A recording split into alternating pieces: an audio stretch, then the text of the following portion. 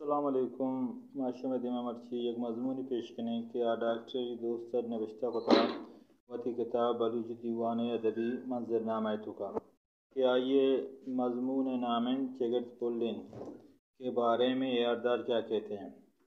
شگرد پلند یعنی شگرد پر پھول لگے ہیں۔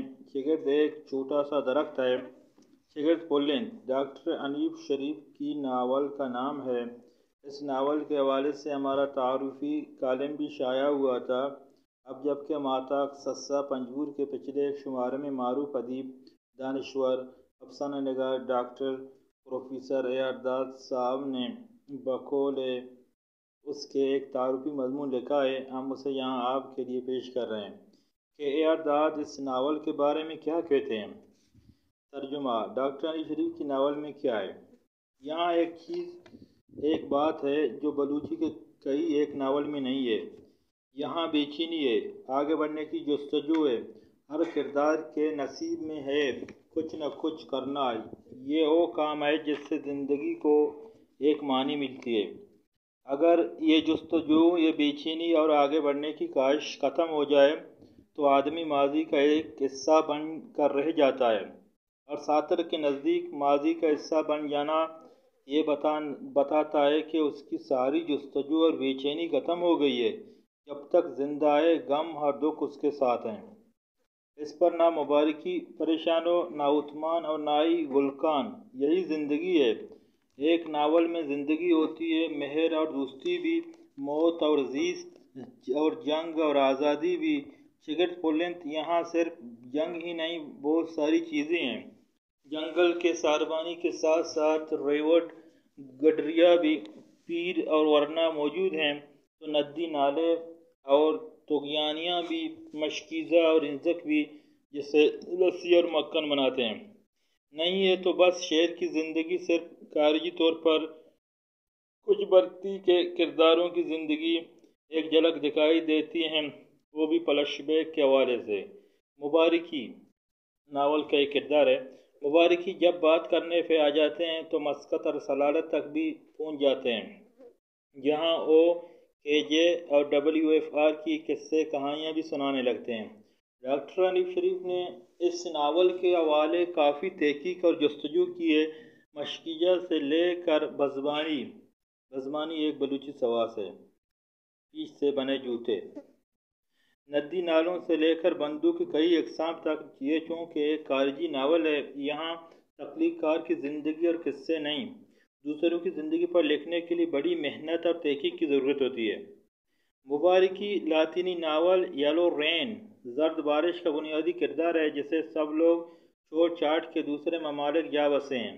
یہاں بوڑھا شخص بھوکا اور لاچار ہے، اس کے کتے کو بھی کچھ کھانے کو نہیں مل رہا، لیکن ان کے اپنے علاقے کو چھوڑ کر جانے سے قاری یہ نہ سمجھے کہ مبارکی اصل میں اسی کردار کا نقل ہے۔ ایسا نہیں ہے، وہاں اس کردار کا اپنے علاقے کو چھوڑ کر نہ جانے کے پیچھے تاریخی اور ثقافتی درد اور نفسیاتی وابستگی نہیں ہے۔ یہاں مبارکی کی تاریخی کی چارپائی پر برہنما ہے، اس کی نوجوانی، اس کے بچے اور دیگر لوگ، عزیز و اقارب، اس کی ساری کہانیاں یہیں سے شروع ہوتی ہیں۔ وہ کس طرح اور کیسے ان وابستگیوں کو توڑ کے جا سکتا ہے۔ مبارکی ایک علامت ہے، ایک سمبل ہے، ایک استعارہ ہے۔ وہ صرف ایک عمر رسیدہ شخص ہی نہیں، وہ وقت اور زمانہ ہے۔ مبارکی ایک جد ہے جو خود ایک زندہ و جاوید اور نہ ختم ہونے والی کہانی سنانا چاہتا ہے۔ اس کی زندگی میں فلیش فارورڈ کی ساری امیدیں ختم ہو گئی ہیں۔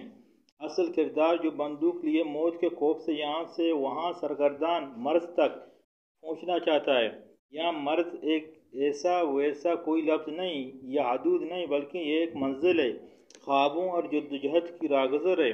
کردار کو یہ معلوم ہے کہ موت زندگی سے الگ کوئی چیز نہیں۔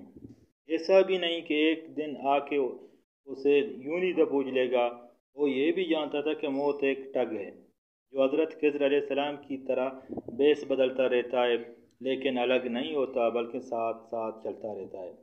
شگرد پلند کا ہر کردار غمزدہ ہے، ہر کسی نہ کسی جنجال سے دوچار ہے، لیکن کوئی پشیمان نہیں ہے۔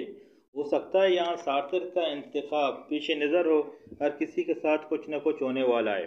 ये कदीम रवायती नावल नहीं है जहाँ कहानी शुरू से लेकर आखिर तक एक रवानी के साथ ख़त्म हो जाती है, बल्कि मिस्री अदीब नजीब महफूज के मुताबिक कुरान मजीद की तरह नए नावल में किरदारों की कहानी एक ही तरतीब में आगे नहीं बढ़ती, बल्कि कुछ हिस्सा यहाँ और कुछ कहीं और कुछ कहीं और।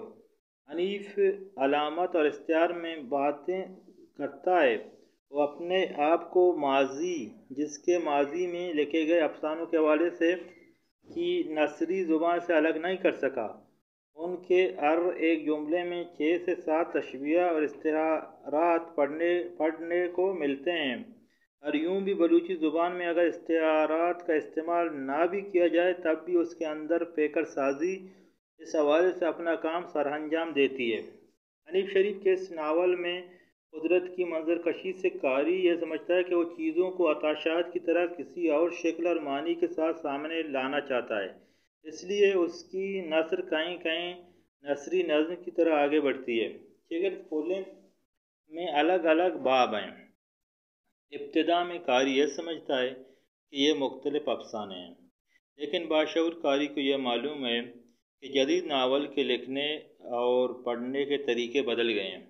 मेलाना कुंडेरा की नावल मुराजियत या लौटना वातरी में एक लड़की की कहानी है जहां उसने सिर्फ ये बताया है कि बड़ी मुद्दत के बाद जब कोई अपने वतन को लौटता है तो उसकी क्या हालत होती है। इसमें हर किरदार के जज्बात और एहसास को अलग अलग अंदाज में पेश किया गया है। बस यही गुमान होता है कि हर एक अपने आप को जानने और तलाश करने की जद्दोजहद में सरगर्दान है। दरमियान में कूच करने, लौटने और ठहरने में इतनी नज़दीकी नहीं, लेकिन एक जंग गए मुबारकी जैसे कि मैंने पहले कहा कि येलो रेन के बुनियादी किरदार की तरह है कि जहाँ सब लोग चले जाते हैं लेकिन ये अपना इलाका, अपनी ज़मीन छोड़कर जाना नहीं चाहता। मुबारकी को कोई इंतज़ार नहीं, सारे किरदार एक बेईमानी ज़िंदगी गुजार रहे होते हैं। मुबारकी अपनी बेईमानी ज़िंदगी को अपनी तजुर्बात और किस्से कहानियों से बामानी बनाना चाहता है। ज़िंदगी मुबारकी के अंदर कहीं ज़िंदा है, लेकिन खारिजी तौर पर अब वो लाचार है, उम्र रसीदा है। वो चाहता है कि कोई उसे सुने। ये सिर्फ एक उम्र रसीदा शख्स नहीं, एक कौम, उसका तहजीब और सकाफती सफ़रनामा है जो अपने आप को तारीख़ के फ़नों में ज़िंदा रखना चाहता है, लेकिन कोई उसे इन हवालों से नहीं सोच रहा।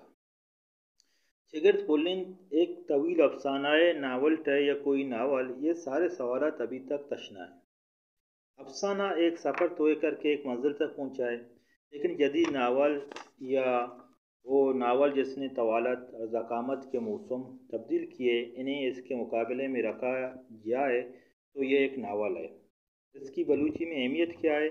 मेरे ख़्याल में कुछ इंतज़ार करना पड़ेगा जब तक कि बलूची फिक्शन एक सफ़र करते हुए अपने अंदर एक अलग शनाख्त पैदा करे, फिर हम कह सकेंगे कि शिगर्द पुल्लिंग की अहमियत और हैसियत क्या है। क़ारीन, हमने ये मज़मून यहाँ इसलिए रकम किया कि फिक्शन और ख़ास तौर पर नावल से दिलचस्पी रखने वालों की मालूमात में कुछ इजाफ़ा कर सकें। उसके साथ साथ जिन्होंने ये नावल पढ़ा है या ये मज़मून पढ़ने के बाद अगर वो अपना नुक्ता नज़र सामने लाना चाहता है तो हमारा बलूची दीवान उसका खैर मुक़द्दम करेगा। बशुक्रिया। किताब बलूची दीवान, राइटर डॉक्टर अली दोस्त। अस्सलाम वालेकुम।